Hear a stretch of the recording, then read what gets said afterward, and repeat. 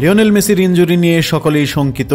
Injury কতটা মারাত্মক হতে পারে আগামীতে মাঠে নামার জন্য, সেইটা নিয়ে জাতীয় দলের খুব একটা টেনশন না থাকলেও, কেননা জাতীয় দলের খুব শীঘ্রই কোনো খেলা নেই, ইন্টার মায়ামির দুশ্চিন্তার কারণ হতেই পারেন লিওনেল মেসি। সে কারণে কি অবস্থা তার সেটি জানতে ভক্তরা মুখিয়ে রয়েছেন। এদিকে যুক্তরাষ্ট্র থেকে আর্জেন্টিনা দল দেশে ফিরলেও লিওনেল মেসি দেশে ফেরেননি, যুক্তরাষ্ট্রেই অবস্থান করছেন এবং সেখানেই তার পায়ের চিকিৎসার কাজটা সেরে নেবেন।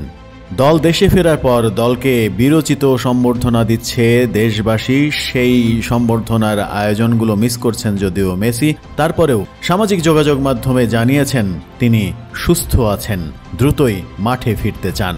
কলম্বিয়ার বিপক্ষে কোপা আমেরিকার ফাইনালে ইনজুরিতে পড়েন তিনি।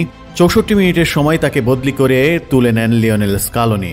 যেহেতু মেসি ফাউলের শিকার হননি, চোটটা গুরুত্বপূর্ণ নয় এমনই মনে করা হচ্ছিল, কিন্তু পরেই ভক্তদের মন খারাপ হওয়ার মতো কিছু ছবি চলে আসে সামনে। তাতে দেখা যায় মেসির গোড়ালি ফুলে যায়, বেঞ্চে বসে তাকে কাঁদতেও দেখা যায়।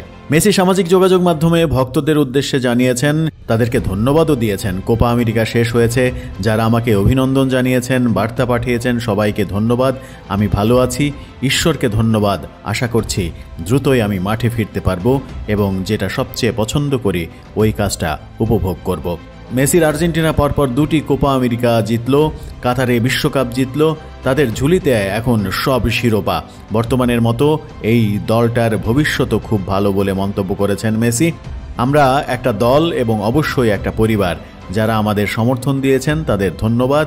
এই আর্জেন্টিনার দারুণ আছে, অসাধারণ ভবিষ্যৎও আছে, এমনটাও মেসির ভাষ্য।